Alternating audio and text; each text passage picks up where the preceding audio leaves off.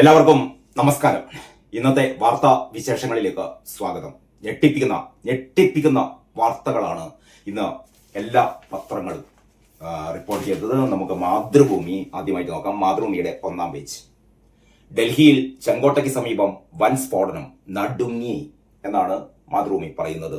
9 പേർ മരിച്ചു.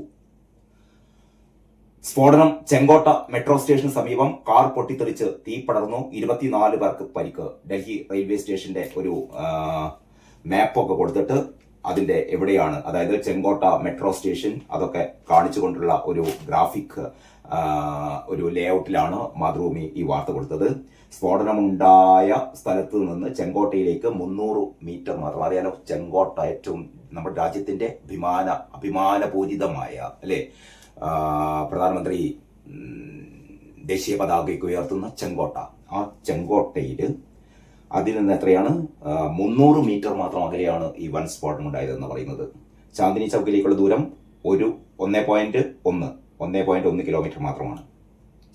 എന്നിട്ട് മാതൃഭൂമി മറ്റൊരു വാർത്തയുണ്ട്. ഭീകര ആക്രമണമോ?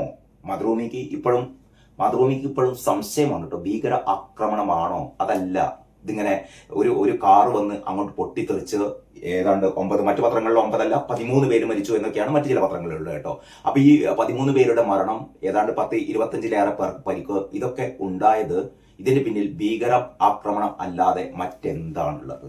ഇങ്ങനൊരു സംഭവം നടന്ന ഉടനെ നമുക്കറിയാം. കാരണം നമുക്കറിയാലോ, പഹൽഗാം ഭീകര ആക്രമണം, 26 നിരപരാധികളായ ഹിന്ദുക്കളെ തെരഞ്ഞു പിടിച്ച് പാൻസിന്റെ സിപ്പഴിച്ച് നോക്കി. ഇവൻ മുസ്ലിം അല്ല എന്ന് ബോധ്യപ്പെട്ട ശേഷം കലീമ ചൊല്ലാൻ അറിയാത്ത ആൾക്കാരെയൊക്കെ പോയിന്റ് ബ്ലാങ്കിൽ വെടിവെച്ച് കൊല്ലുകയായിരുന്നു അല്ലേ. തുടരുകയാണ്, വീണ്ടും തുടരുക തന്നെയാണ് ഇത്തരത്തിലുള്ള ഇസ്ലാമിക ഭീകരരുടെ പ്രവർത്തനങ്ങൾ. അന്വേഷണം പുരോഗമിക്കുകയാണ്. മിക്കവാറും ഇന്ന് വൈകിട്ടത്തോടെ വളരെ കൃത്യമായി ഇതിന് പിന്നിൽ പ്രവർത്തിച്ച ആരാണ് കൃത്യമായി നമുക്ക് അറിയാൻ വേണ്ടി സാധിക്കും. ആ രീതിയിലുള്ള അന്വേഷണമാണ് നടന്നുകൊണ്ടിരിക്കുന്നത്. പക്ഷെ നമ്മുടെ മലയാള പത്രങ്ങൾക്ക് ഇപ്പോഴും സംശയമാണ്, ഇതിന്റെ ഒക്കെ പിന്നിൽ.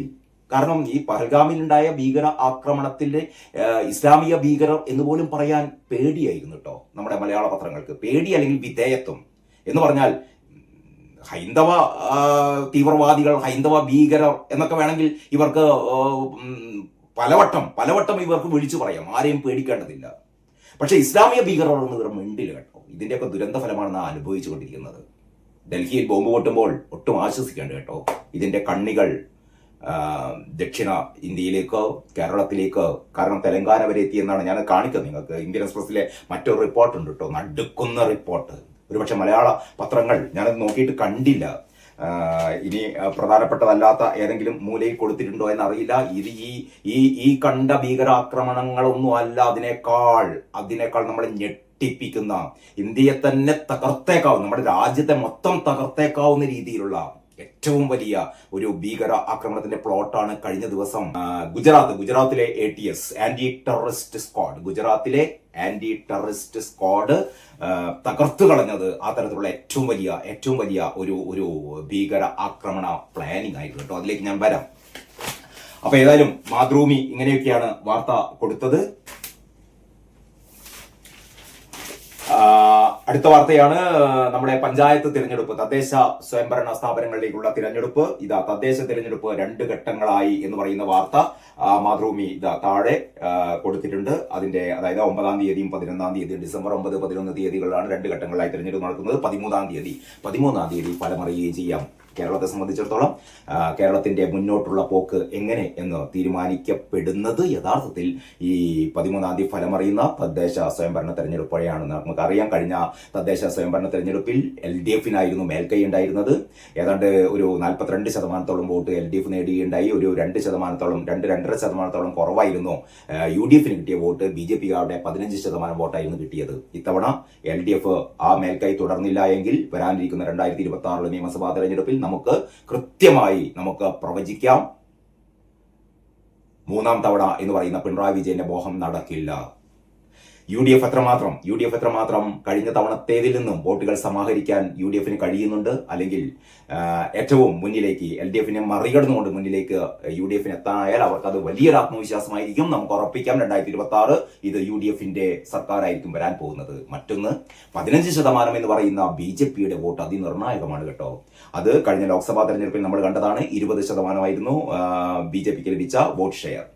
ഈ തദ്ദേശ സ്വയംഭരണ തിരഞ്ഞെടുപ്പിൽ പഴയ പോലെയല്ല വളരെ കൃത്യമായി ആസൂത്രണങ്ങളോടെ മാസങ്ങൾക്ക് മുമ്പ് തന്നെ BJP വളരെ കൃത്യമായി, BJP മാത്രമല്ല RSSും വളരെ കൃത്യമായി ഗ്രൗണ്ട് ലെവലിൽ വർക്ക് തുടങ്ങിയിരുന്നു.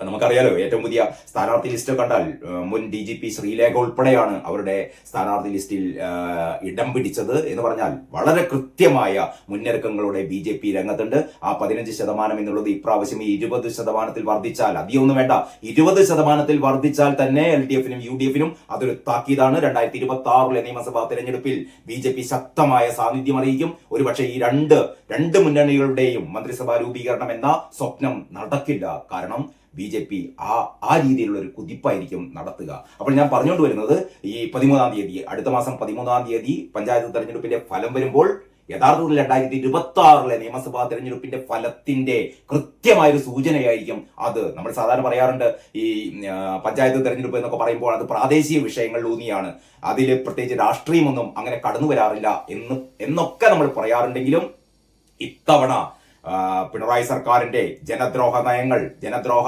പദ്ധതികൾ, അല്ലെങ്കിൽ ജനദ്രോഹ നിലപാടുകൾ, ഇതൊക്കെ, പിന്നെ ഇവരുടെ ഈ ആവശ്യമില്ലാത്ത ഈ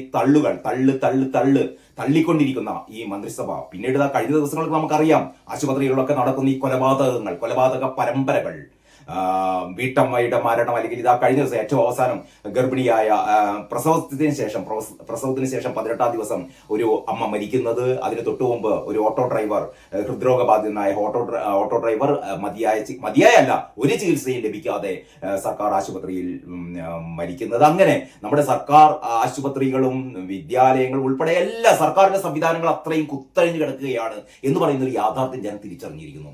അപ്പം പിന്നെ അവര് നോക്കുന്നത് പ്രാദേശികമായി നോക്കിയിട്ട് പ്രാദേശിക പ്രശ്നങ്ങളൊന്നും അല്ല. കേരളം എന്ന് പറഞ്ഞാൽ രാഷ്ട്രീയ പ്രബുദ്ധതയുള്ള നാടാണ്. അതുകൊണ്ട് തന്നെ ഈ പഞ്ചായത്ത് തെരഞ്ഞെടുപ്പ് വളരെ കൃത്യമായ രാഷ്ട്രീയ ദിശാസൂചകമായിരിക്കും എന്ന് തന്നെയാണ് ഞാൻ കരുതുന്നത്. അപ്പൊ മാതൃഭൂമിയുടെ വാർത്തകൾ ഇങ്ങനെയൊക്കെയാണ്. അത് കഴിഞ്ഞ് നമുക്ക് മനോരമയിലേക്ക് പോകാം. മനോരമയുടെ 1-ാം പേജ് കണ്ടില്ലേ?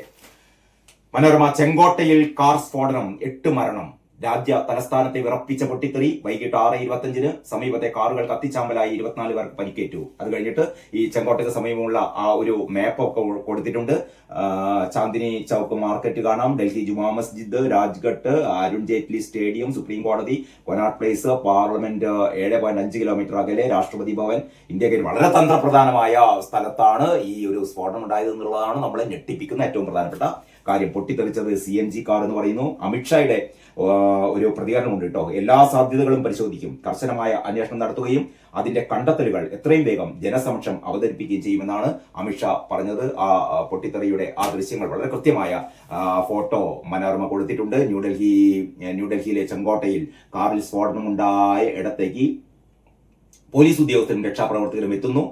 സ്ഫോടനത്തിൽ തീപിടിച്ച മറ്റു വാഹനങ്ങൾ, വീഡിയോ ദൃശ്യങ്ങളാണ് കൊടുത്തിട്ടുള്ളത്. ജിജു വർഗീസ് ജേക്കബിന്റെ സ്റ്റോറിയാണ് മലയാള മനോരമ. മറ്റൊന്ന് മലയാള മനോരമ ഈ നമ്മുടെ പഞ്ചായത്ത് തെരഞ്ഞെടുപ്പിന്റെ വാർത്ത അടുത്ത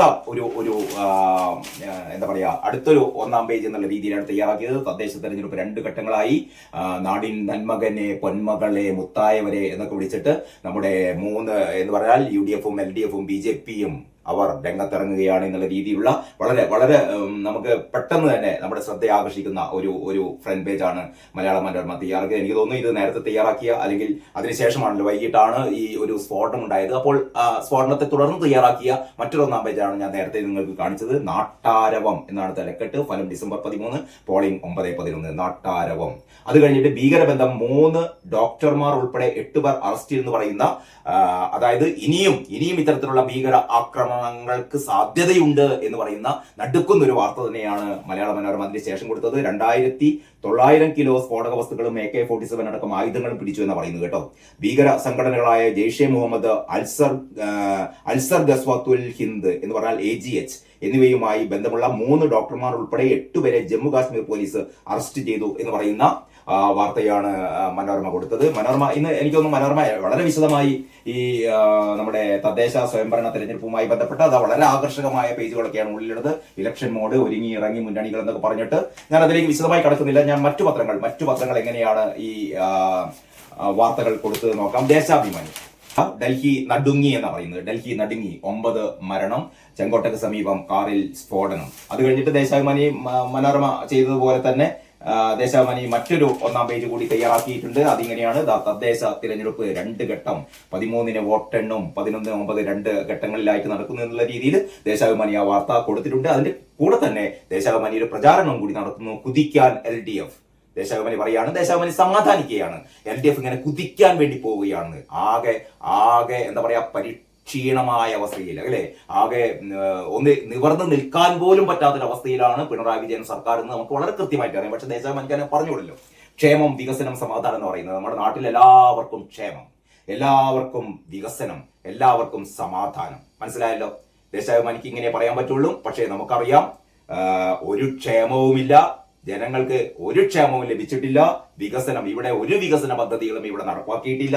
സമാധാനം, മനുഷ്യർക്ക് ഒരു സമാധാനവും ഇല്ല. കാരണം നടുക്കുന്ന വാർത്തകളാണ് ഓരോ ദിവസവും പിണറായി സർക്കാർ ജനങ്ങൾക്ക് സമ്മാനിക്കുന്നത്. എന്നിട്ട് പറയുന്നു അമേരിക്കയെക്കാൾ മുന്നിലാണ്. ഇന്നുമുണ്ട് പിണറായി വിജയൻ ഒരു ഉളുപ്പുമില്ലാത്ത ഏതൊരു വിദേശ രാജ്യത്ത് സന്ദർശനം നടത്തിയിട്ട് പിണറായി പറയാണ് കേരളം അമേരിക്കയെക്കാൾ മുന്നിലാണെന്ന് പറയുന്നു. അപ്പോഴാണ് ഇവിടെ ആരോഗ്യ രംഗത്തെ തകർച്ച. എന്നിട്ടാ പറയുന്നത് ആരോഗ്യരംഗത്ത് നമ്മൾ മുന്നിലാണ് എന്ന്. പറഞ്ഞിട്ട് കാര്യമില്ല, അനുഭവിച്ചേ തീരൂ. ഇത് കുറച്ച് പ്രതികരണങ്ങൾ കൂടിയുണ്ട്. LDF പൂർണ്ണ സജ്ജമെന്നാണ് അപ്പം ഗോവിന്ദൻ പറയുന്നത്. പിന്നീട് വിജയം സുനിശ്ചിതമെന്ന്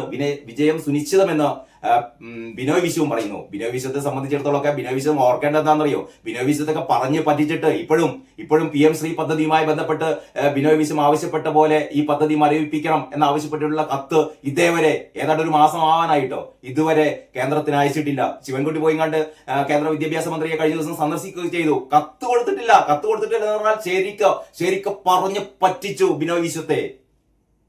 എവിടെ കത്ത് കൊടുക്കാൻ പോകുന്നത്? പൈസയൊക്കെ വാങ്ങിക്കഴിഞ്ഞു, ഒപ്പിട്ടു, പൈസയൊക്കെ വാങ്ങിക്കഴിഞ്ഞു. ഇനി എന്ത് മരവിപ്പിക്കൽ? ഒരു മരവിപ്പിക്കലും ഇല്ല.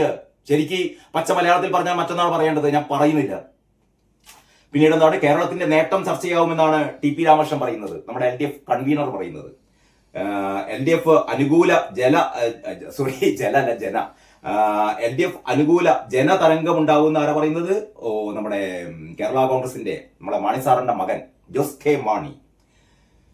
പിന്നീട് Thiruvithamkoor Devaswom board K Jayakumar president, K Raju board എന്ന് പറയുന്ന വാർത്തയുടെ മറ്റു പത്രങ്ങളൊക്കെ അത് ഉള്ളിലാണ് കൊടുത്തത്. അടുത്തത് മാധ്യമം പറയുന്നു ഡൽഹിയിൽ സ്ഫോടനം, 8 മരണം. പിന്നീട് അങ്കത്തീയതിയായി നാട്ടുപോരിനെന്നാണ് തദ്ദേശ സ്വയംഭരണ തെരഞ്ഞെടുപ്പിന്റെ കാര്യം. അങ്കത്തീയതിയായി നാട്ടുപോരിന്. തദ്ദേശ തെരഞ്ഞെടുപ്പ് ഡിസംബർ 9-നും 11-നും, വോട്ടെണ്ണൽ 13-ന് തുടങ്ങിയ കാര്യങ്ങൾ 1-ാം പേജിൽ തന്നെ കൊടുത്തിട്ടുണ്ട്. ശാസ്ത്രോത്സവത്തിൽ മലപ്പുറം പെരുമ എന്ന് പറയുന്ന ഒരു വാർത്ത കൂടി കൊടുത്തിട്ടുണ്ട്. PM ശ്രീക്ക് ഉപസമിതി, കേന്ദ്രത്തെ വാക്കാൽ അറിയിച്ചു മന്ത്രി ശിവൻകുട്ടി. കേന്ദ്രത്തെ വാക്കാൽ അറിയിച്ചു, അങ്ങനെയാണ് ശിവൻകുട്ടി പറയുന്നത് കേട്ടോ. കത്തൊന്നും അയച്ചിട്ടില്ല. അത് ബിനോയ് വിശ്വത്തിന്റെ കണ്ണിൽ പൊടിയിടാൻ വേണ്ടിയിട്ട് കത്തയക്കുന്നൊക്കെ പറഞ്ഞു. കത്തൊന്നും അയച്ചിട്ടില്ല, കത്തയക്കാൻ നമുക്ക് സൗകര്യമില്ല. മന്ത്രിയോട് വാക്കാൽ പറഞ്ഞു എന്ന് പറഞ്ഞു കേട്ടോ. ഇത്തരം കാര്യങ്ങളൊക്കെ വാക്കാൽ പറയുകയാണല്ലോ.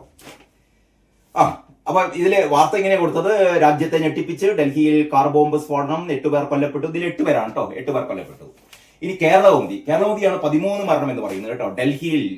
ഡൽഹിയിൽ ഭീകര സ്ഫോടനം, 13 മരണം, മരണസംഖ്യ ഉയർന്നേക്കും. രാജ്യത്തെ നടുക്കി എന്ന് പറയുന്നത് IED സ്ഫോടനം നടന്നത് കാറിൽ, 15 പേരുടെ നില അതീവ ഗുരുതരം, വാഹനങ്ങൾ തീഗോളങ്ങളായി, ഒരാൾ കസ്റ്റഡിയിലെന്ന് സൂചന. കേരളത്തിലും ജാഗ്രത എന്ന് പറയുന്നത് MP പ്രദീപ് കുമാറിന്റെ വാർത്തയാണ്. രാജ്യത്തെ നടുക്കി തലസ്ഥാനമായ ഡൽഹിയിൽ കാർ ബോംബ് സ്ഫോടനത്തിൽ 13 മരണം. ചാവേർ ആക്രമണം എന്നാണ് സംശയം. അതിനുശേഷമാണ് തദ്ദേശ പോരിന് മണിമുഴങ്ങി. വോട്ടെടുപ്പ് 2 ഘട്ടമായി. ഡിസംബർ 9, 11 തീയതികൾ, ഫലം 13-ന്. പത്രികാ സമർപ്പണം നവംബർ 21 വരെ. എല്ലാം അന്വേഷിക്കുമെന്ന് പറയുന്ന അമിത്ഷായുടെ വാർത്തയും കേരളകൗമുദി 1-ാം പേജിൽ കൊടുത്തിട്ടുണ്ട്. അപ്പോൾ ഇത്രയുമാണ് ഇന്നത്തെ പ്രധാന വാർത്തകൾ 1-ാം പേജിൽ വിന്യസിച്ചിരിക്കുന്നത്. ഞാൻ യഥാർത്ഥത്തിൽ ഈ ഒരു വീഡിയോയിൽ ഞാൻ കൂടുതൽ ഇതിന്റെ വിശദാംശങ്ങളിലേക്ക് ഒന്നും കടക്കുന്നില്ല. എന്താണ് ഇന്നത്തെ പ്രധാനപ്പെട്ട, സ്വാഭാവികമായി നമുക്കൊരു ജിജ്ഞാസയുണ്ടാവില്ല. കാരണം ഏറ്റവും പ്രധാനപ്പെട്ട 2 വാർത്തകളാണ് ഇന്ന് പത്രങ്ങൾക്ക് നൽകാനുണ്ടായിരുന്നത്. അത് ഡൽഹിയിലുണ്ടായ ഈ ഭീകര ആക്രമണവും, മറ്റൊന്ന് തദ്ദേശ സ്വയംഭരണ തിരഞ്ഞെടുപ്പും. ഈ രണ്ട് വാർത്തകളും എങ്ങനെയാണ് പത്രങ്ങൾ കൈകാര്യം ചെയ്തത് എന്നുള്ളത് മാത്രമാണ് ഞാൻ നിങ്ങൾക്ക് കാണിച്ചത്. ഏറ്റവും പ്രധാനപ്പെട്ട നമ്മളെ നടുക്കുന്ന, അതായത് ഭീകരാക്രമണത്തിന്റെ അത്തരം പ്ലാനിങ്ങുകൾ പൊളിച്ചതിന്റെ, ഒരുപക്ഷെ അങ്ങനെ ഒരു ഭീകരാക്രമണം കൂടി നടന്നിരുന്നെങ്കിൽ ഞാൻ നേരത്തെ പറഞ്ഞ പോലെ, തുടക്കത്തിൽ പറഞ്ഞ പോലെ, നമ്മുടെ രാജ്യമാകെ തകർന്നു പോകുമായിരുന്നു കേട്ടോ. അത്തരം നമ്മുടെ സുരക്ഷാ ഉദ്യോഗസ്ഥര് അല്ലെങ്കിൽ ഈ ആന്റി ടെററിസ്റ്റ് സ്ക്വാഡ് വളരെ ആസൂത്രിതമായി ഗുജറാത്തിൽ നിന്ന് പിടികൂടിയ ഒരു ചൈനയിൽ നിന്ന് ഡിഗ്രി എടുത്ത ഒരു ഡോക്ടർ ഉൾപ്പെടെയുള്ള ഒരു സംഘത്തിന്റെ ഞെട്ടിപ്പിക്കുന്ന വിവരങ്ങൾ അടുത്ത വീഡിയോയിൽ ഷെയർ ചെയ്യാം. അതുവരെ എല്ലാവർക്കും നന്ദി, നമസ്കാരം.